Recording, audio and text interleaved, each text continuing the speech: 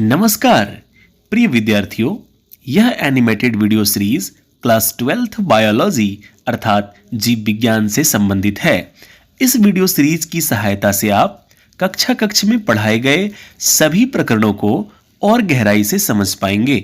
अतः मैं आप तमाम दर्शक छात्र छात्राओं से अपील करता हूं कि इस वीडियो को अंत तक अवश्य देखें और यदि यह वीडियो आपके लिए वास्तव में मददगार साबित हो तो इसे अपने सभी साथियों को शेयर भी करें। साथ ही हमारे इस YouTube चैनल को सब्सक्राइब अवश्य करें। परिचय। माँ, मुझे भूख लगी है। क्या मैं मेज पर रखी ब्रेड खा सकता हूँ?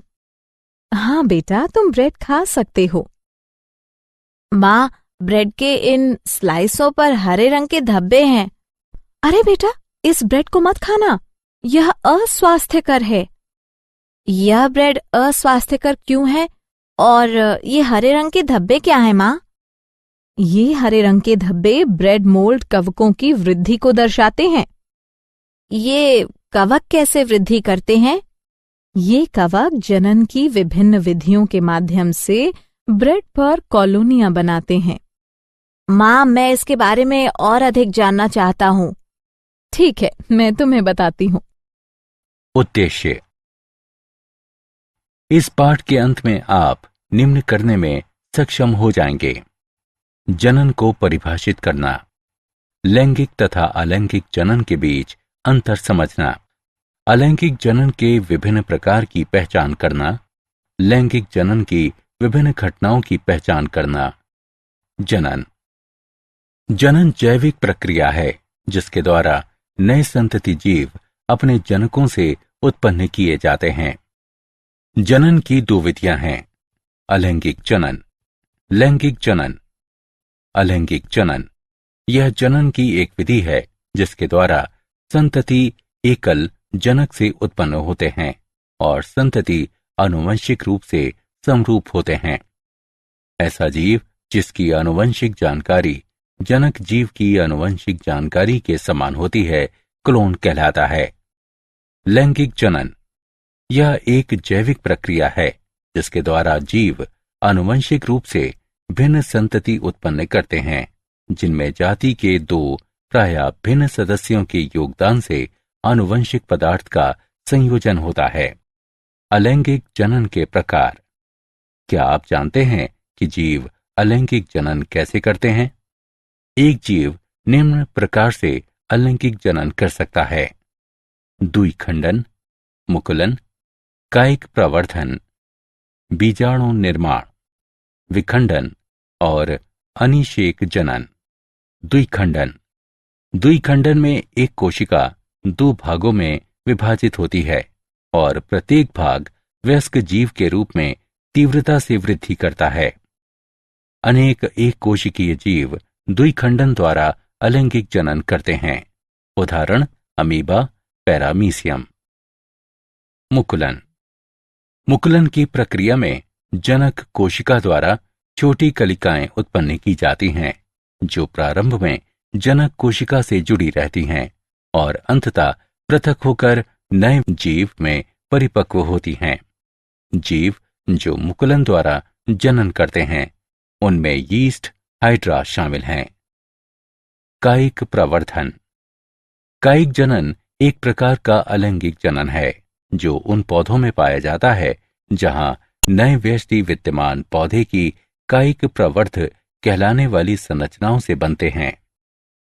ऐसे कायिक प्रवर्ध में रनर, प्रकंद, सकर, कंद, भूस्तरी, बल्ब आदि शामिल हैं। आरेख में दर्शाई गई आलू की अंकुरणशील कलिकाओं में नई संतति को जन्म देने की क्षमता होती है। विखंडन अलैंगिक जनन का एक रूप है जहां एक नया जीव जनक के एक खंड से वृद्धि करता है। अनेक जीव जैसे कि लाइकेन, कुछ कवक और पौधे विखंडन द्वारा अलैंगिक जनन करते हैं। निम्न आरेख स्पाइरोगायरा के खंड दर्शाता है। अनिषेक जनन। अनिषेक जनन एक प्रक्रिया है जिसमें एक अनिषेचित अंड एक नए व्यष्टि में विकसित होता है। ये कुछ कीटों, मछलियों, मेंढक और छिपकलियों में होता है। उदाहरण, वे पटेल छिपकली में अनिषेक जनन जैसा कि आरेख में दर्शाया गया है। मूल्यांकन। आगे बढ़ने से पहले आइए जानें कि आपने कितना सीखा। जीवों को उस सही विधि के सामने बने बॉक्सों में उठाकर ले जाएं, जिनके द्वारा वे अलैंगिक जनन करते हैं। लैंगिक जनन। लैंगिक जनन दो विभिन्न प्रकार की व्यष्टियों की आनुवंशिक जानकारी के संयोजन द्वारा नए जीवों को उत्पन्न करने की प्रक्रिया है। लैंगिक जनन की प्रक्रिया में निम्नलिखित 3 घटनाएं शामिल होती हैं: निषेचन पूर्व घटनाएं, निषेचन घटनाएं और निषेचन पश्च घटनाएं। निषेचन पूर्व घटनाएं। निषेचन पूर्व घटनाएं वो घटनाएं हैं जो युग्मकों के संलयन से पहले होती हैं और जिनमें शामिल हैं युग्मक जनन। यह नर एवं मादा अगुणित युग्मकों के गठन की प्रक्रिया है।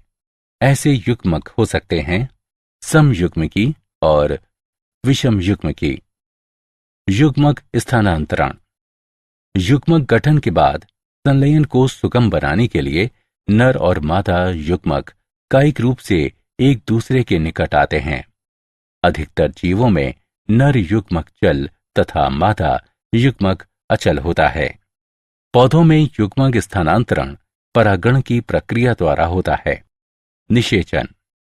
युग्मनज बनाने के लिए युग्मकों के संलयन की प्रक्रिया निषेचन कहलाती है। निषेचन 2 प्रकार का होता है। बाह्य निषेचन।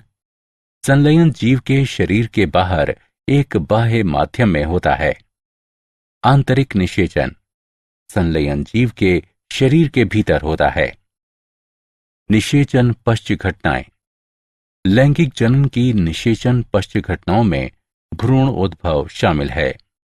ये युग्मनज से भ्रूण के विकास की प्रक्रिया है। इस दौरान युग्मनज कोशिका विभाजन, समसूत्रण और कोशिका विभेदीकरण से गुजरता है, जैसा कि आरेख में दर्शाया गया है। मूल्यांकन। आगे बढ़ने से पहले आइए जानें कि आपने कितना सीखा। निम्नलिखित का मिलान करें। क्या आप जानते हैं एराबिडोप्सिस थालियाना एक छोटा पुष्पीय सरसों का पौधा है जो अलैंगिक जनन नहीं करता है।